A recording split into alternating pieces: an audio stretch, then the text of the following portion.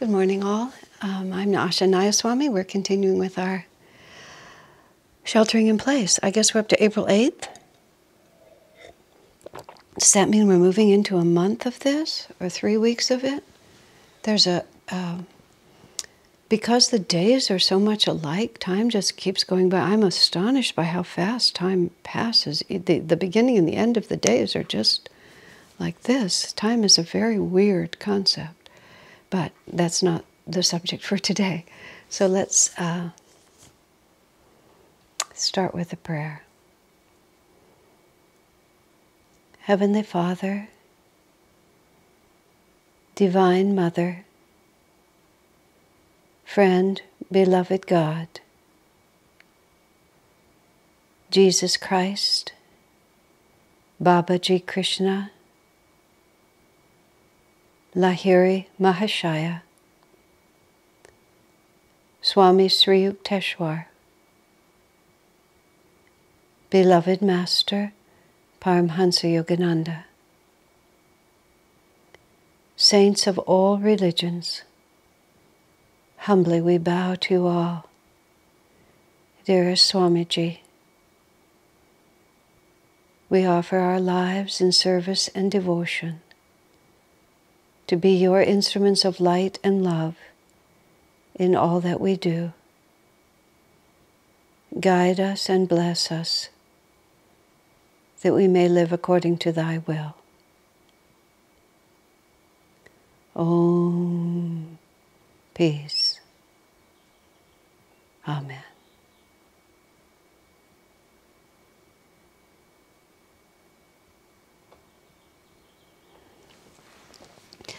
I received an email which presented a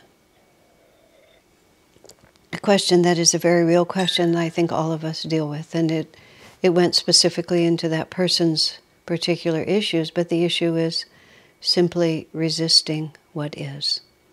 And the person enumerated all the responsibilities as a parent, as a spouse, having work to do, having responsibilities to carry out, having to act as a guide to others, as a teacher, and just everything. And the statement was simply, I resist everything that comes.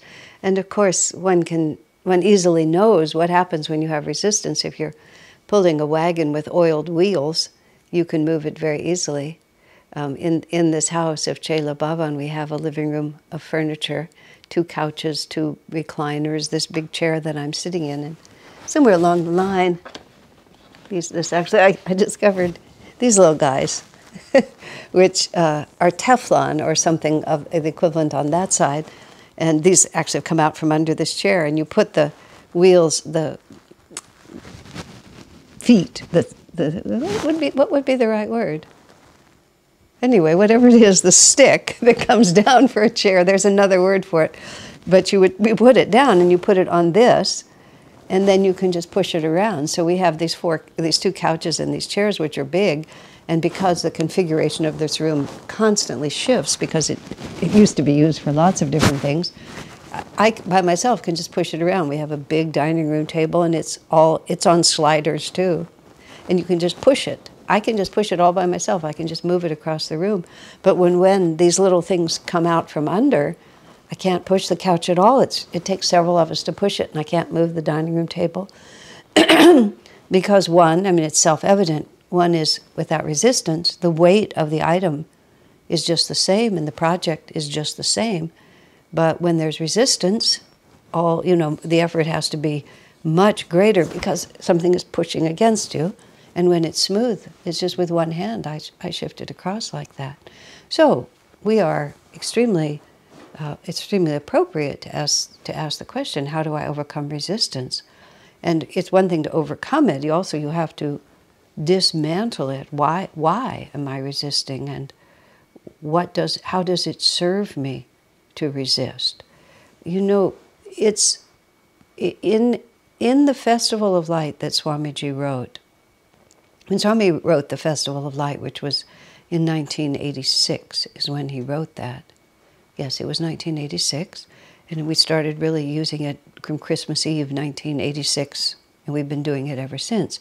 It's the ritual that's part of our Sunday service. Those of you who aren't familiar with it can find it easily or write to me, and I'll share it with you. And it's about 15 minutes of words with several songs, and it ends with a blessing. So it maybe takes 25 minutes, 20 minutes to do it. And it's essentially our self-realization equivalent of a Mass, because it takes us through a certain understanding of our spiritual teaching, and it culminates by our receiving the blessing of the Master. So that would be the equivalent of communion in our context. Swamiji distinguishes this Festival of Light from various other rituals by making the comment that it celebrates the presence of light within us all. It does not celebrate any specific historical event. I mean, as distinct, for example, from the Catholic Mass, which celebrates the sacrifice of Jesus on the cross and our absorbing his consciousness into ourselves, which is a wonderful thing to do. I'm not by any means making evaluations, I'm just talking about differences. And Swamiji talks about this being a festival of light is a Dwapara ritual, because it's taking us into the reality that the divine light is within us and the divine light is everywhere, and therefore it's the unifying principle behind all religions. Keshava, I asked you to raise that camera, but it's just a tiny bit high. If you could just take it down a little, I'll be a little more relaxed. It was my fault there. Yeah, that's perfect. Thank you. I was thinking I could manage, but I was developing this tension in my medulla, which seemed like a really bad idea, this being the seat of the ego. In any case, so in the Festival of Light, there is an allegory in the middle of it about a little bird, and the little bird represents the soul's long journey away from its home in God and then its return. And Swami himself, when he was writing the Festival of Light, he received it. And he was at the point in his creative work where he didn't have to plan it. He would just commit himself, and it would reveal itself. And so he was riding along, and all of a sudden, a fledgling bird, that phrase, a fledgling bird, starts. And Swami stops his riding and thinks to himself, what the heck does a fledgling bird have to do with this ritual that I'm writing? But he said he had faith in inspiration, so he just kept going. So then we tell this story about this fledgling bird and how it goes through there are these four stages of the soul's development, and the bird's brief day was like eons of our time, and so the bird goes through this progression.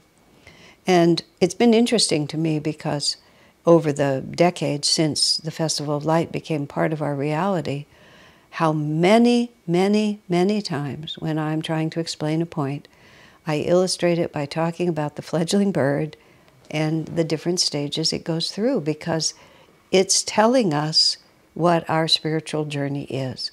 So the first stage of the bird's fledgling journey is the mission.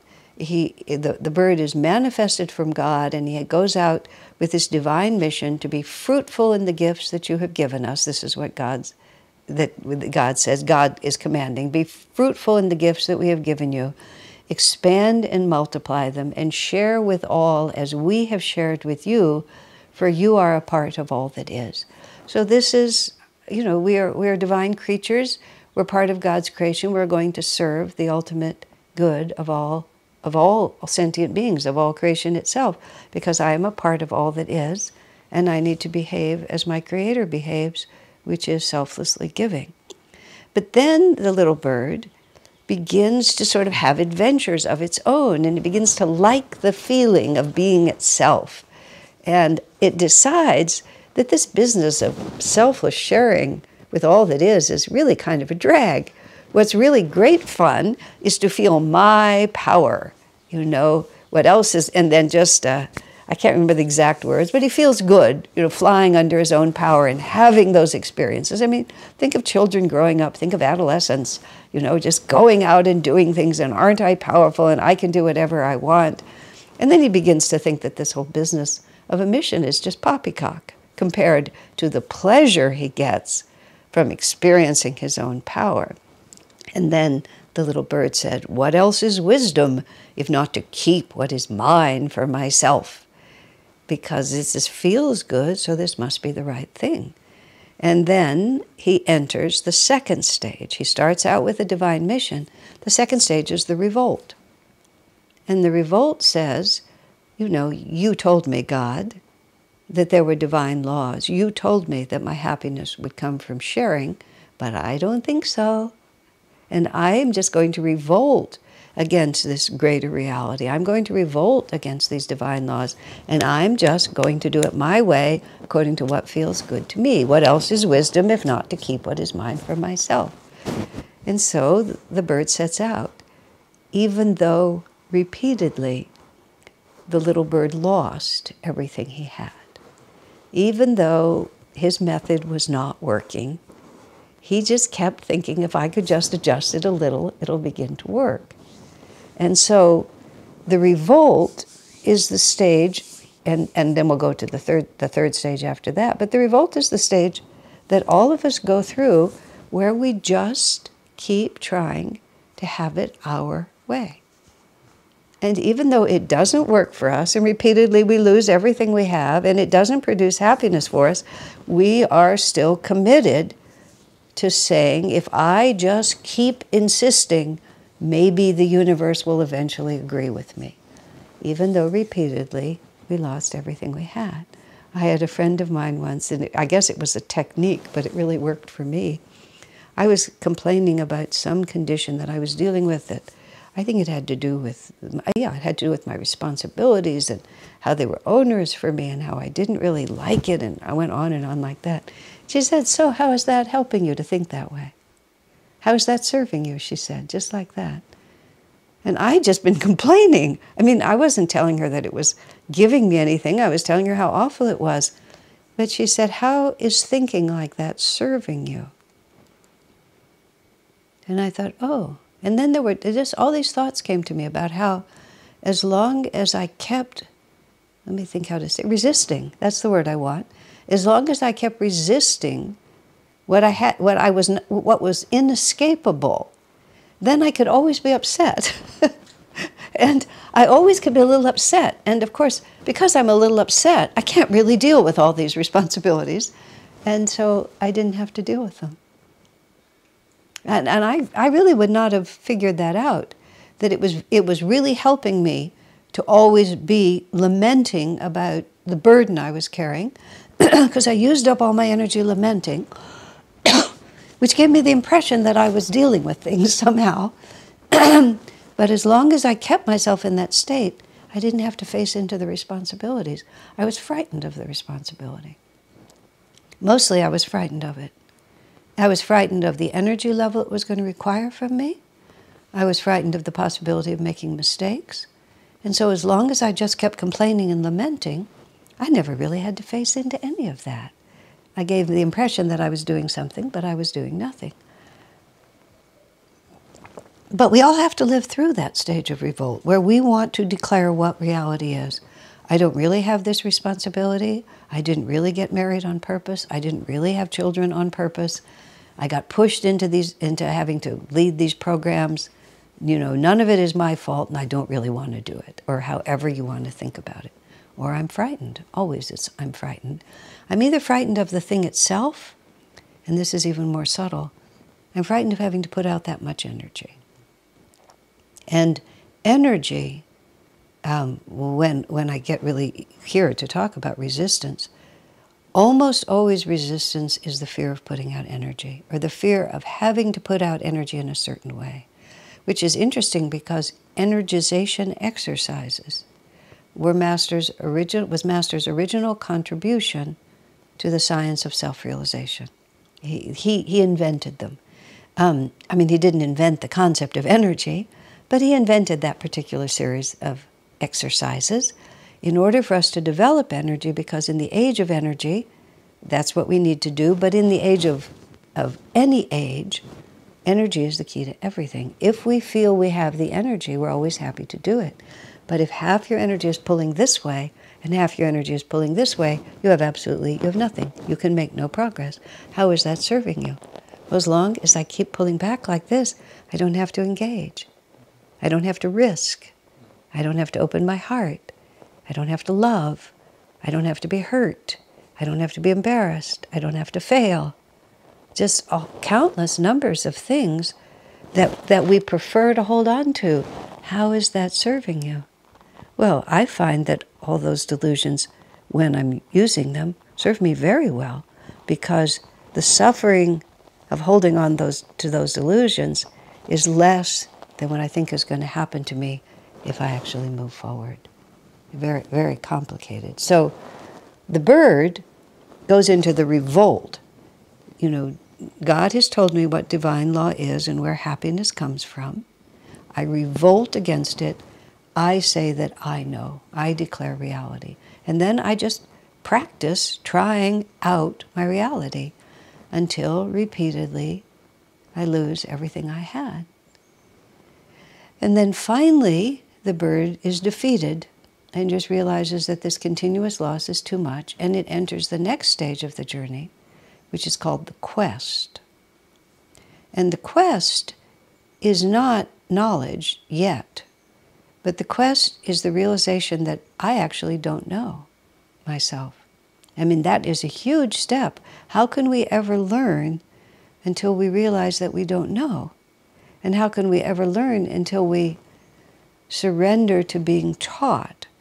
I had some very difficult experiences in my 20s trying to well, the main project was Swami put me in charge of running the publications company.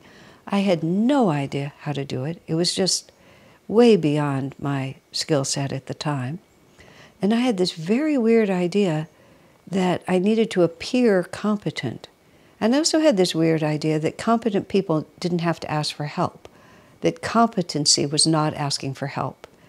And so Swami just kept trying to help me, and I kept really rejecting his help because I wanted to appear competent. And I didn't realize that you get competent by learning. I mean, it was comical, except that it wasn't. And after a couple of years, we sort of sorted it out and went past it. And then I gradually began to observe competent people. And I observed that competent people were always asking for help because they realized, why would I know? That was their competency, was they realized, why would I know? Other people know things that I don't know. Getting other people's energy involved in the project by asking them questions, getting their expertise, working as a team, thousands of things. And I realized that competent people express themselves quite differently than I did. And it was, I mean, I still have my own temperament.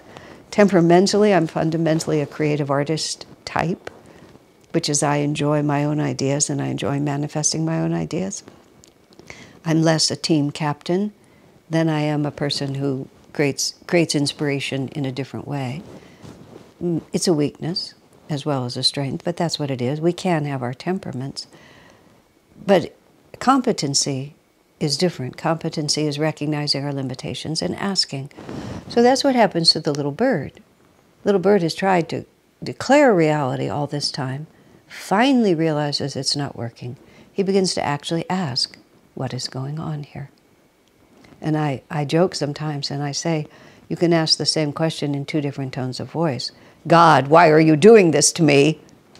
Or God, why are you doing this to me? And you'll get very different responses with those two different answers, with the intention implied behind those two different answers. Tone of voice is not the issue. The issue is what the heart is asking. So then we ask the question, we start the quest.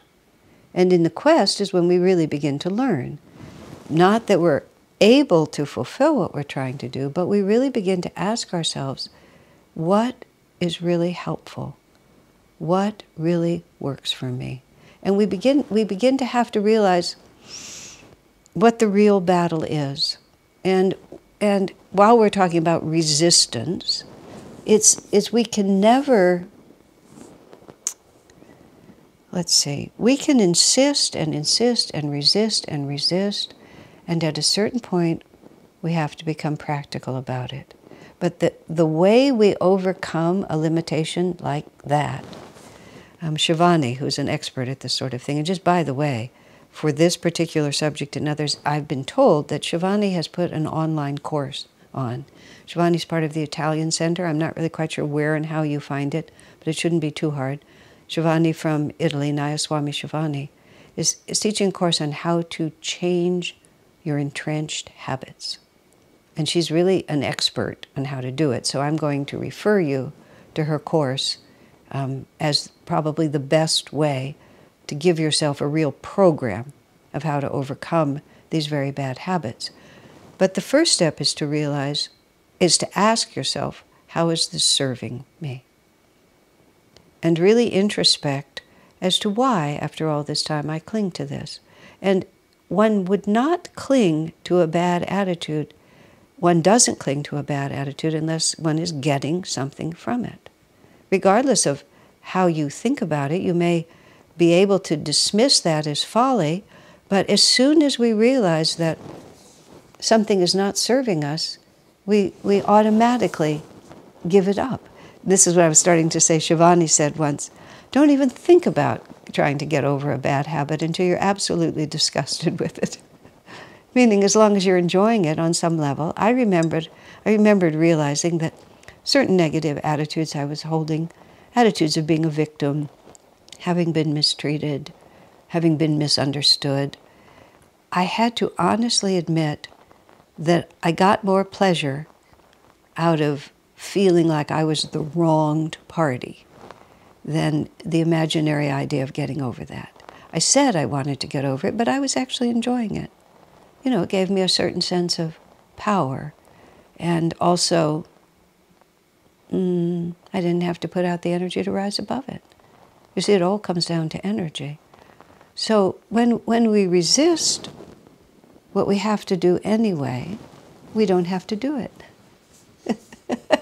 That's really what happens. We don't have to do it well. We don't have to risk.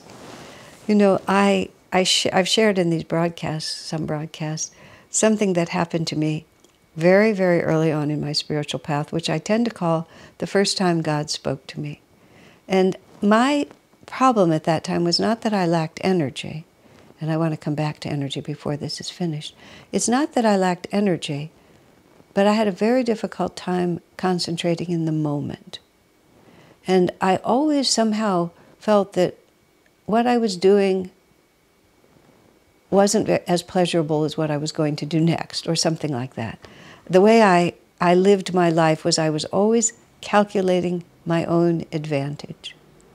And I was always trying to shift things so that I would have the most pleasurable experience I could imagine. Fortunately, what I considered pleasurable was not so selfish or so gross that it really showed in the way I lived, but I was always calculating my own advantage. And as a result, I was often not in the present. I was often not in the now, but I was in the anticipating what I was going to do next, and the implied idea that I would feel better when I got there than I feel now. And I remember I was washing dishes, which is, I'm no lover of housework, but it wasn't a horrible task. I'm washing dishes, but I'm not washing dishes in my mind. In my mind, I'm thinking about what I'm going to do next. And this divine voice, and I have to call it a divine voice, came in with a New York accent. Really, it happened. Inside my head, not audibly to my ears, and said, "What's your hurry, honey? It's just one damn thing after another."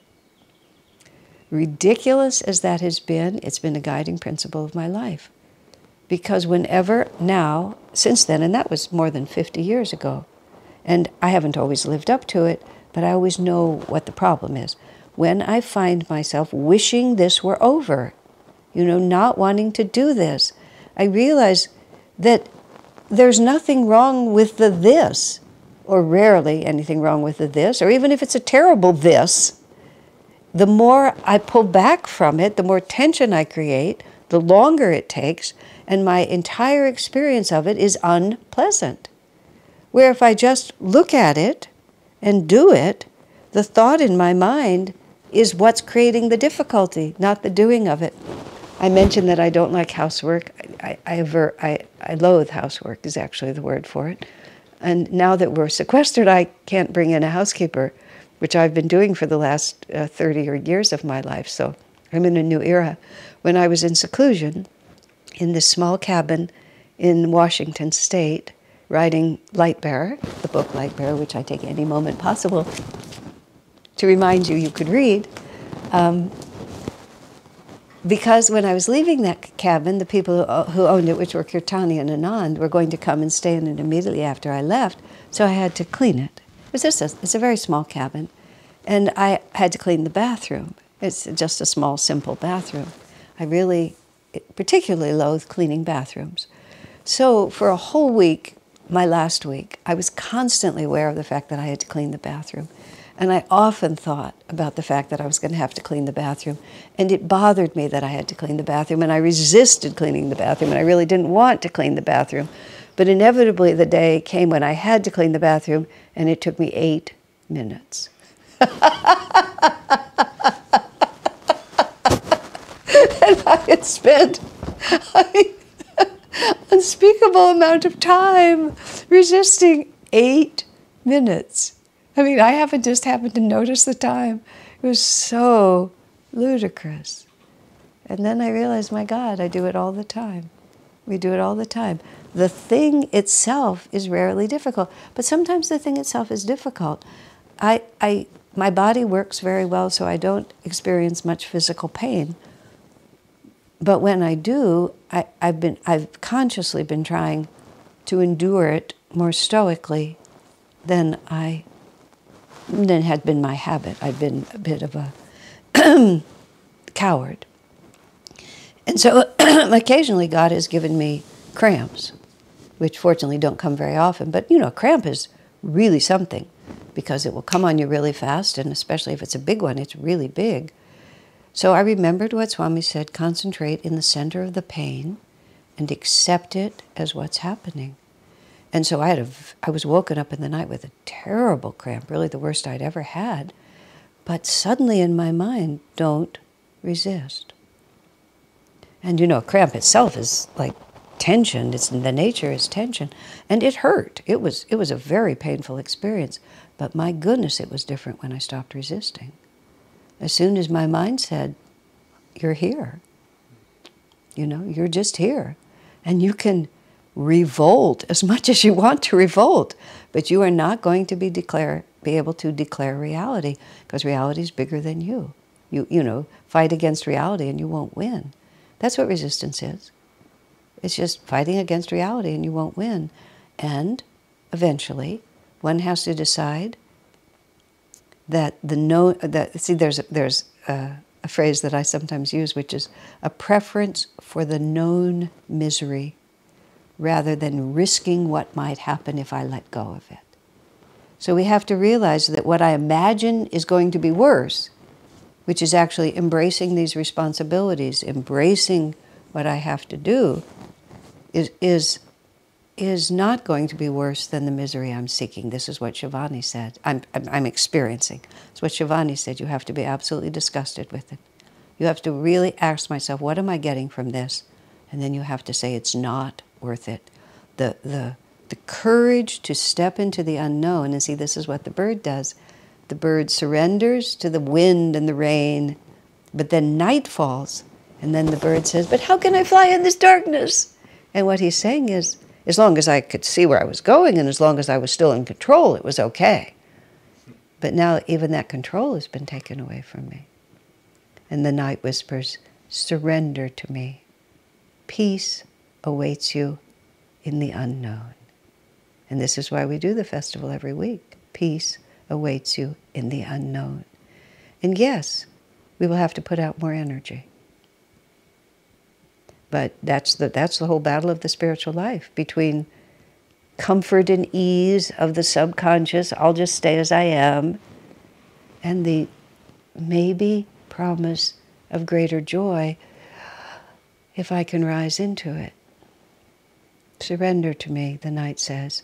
And after a time, this is how the festival says it, after a time, the tiny rebel surrendered.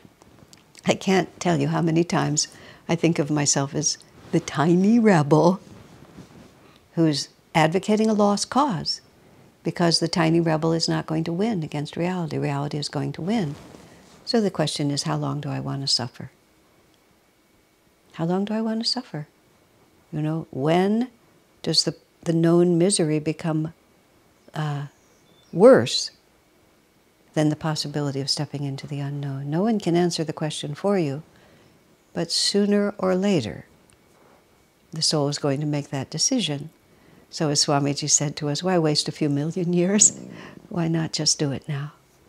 God bless you.